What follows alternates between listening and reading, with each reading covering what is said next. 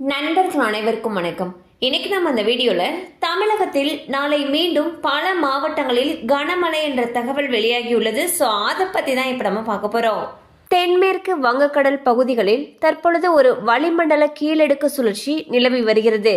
இதன் தாக்கத்தால் 25ஆம் தேதி ஒரிசா மற்றும் மேற்கு வங்காள கடலோர பகுதிகளுக்கு அப்பால் உள்ள வடமேற்கு வங்கக்கடல் பகுதிகளில் காற்றழுத்த தாழ்வு பகுதி உருவாகக்கூடும் என்று சென்னை வானிலை ஆய்வு மையம் தெரிவித்துள்ளது.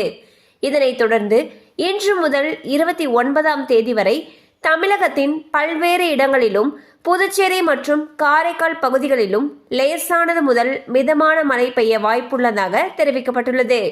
சென்னை மற்றும் புறநகர் பகுதிகளில் இன்றும் நாளையும் வானம் ஓரளவு மேகமூட்டத்துடன் காணப்படும் எனவும் நகரின் சில பகுதிகளில் இடி மின்னலுடன் கூடிய லேசானது முதல் மிதமான மழை பெய்ய வாய்ப்பிருப்பதாகவும் வானிலை ஆய்வு மையம் கூறியுள்ளது. ஸோ பார்த்தீங்கன்னா தற்பொழுது வங்கக்கடல் பகுதிகளில் வளிமண்டல கீழடுக்கு சுழற்சி நிலவி வருகிறது. இதன் காரணமாக தமிழகத்தை பொறுத்த வரைக்கும் அடுத்த 5 நாட்களுக்கு பல மாவட்டங்களில் மழைக்கு வாய்ப்பிருப்பதாக சென்னை வானிலை ஆய்வு மையம் அறிவிச்சிருக்காங்க. ஸோ இந்த மழை அதிகமாக பெய்யும் பட்சத்தில் அந்த பகுதிகளில் இருக்கக்கூடிய பள்ளி கல்லூரிகளுக்கு விடுமுறை விடப்படுவதற்கான வாய்ப்புகளும் இருக்கு. கண்டிப்பா இந்த அப்டேட் உங்களுக்கு பயனுள்ளதாக இருந்திருக்கும் நம்புறோம்.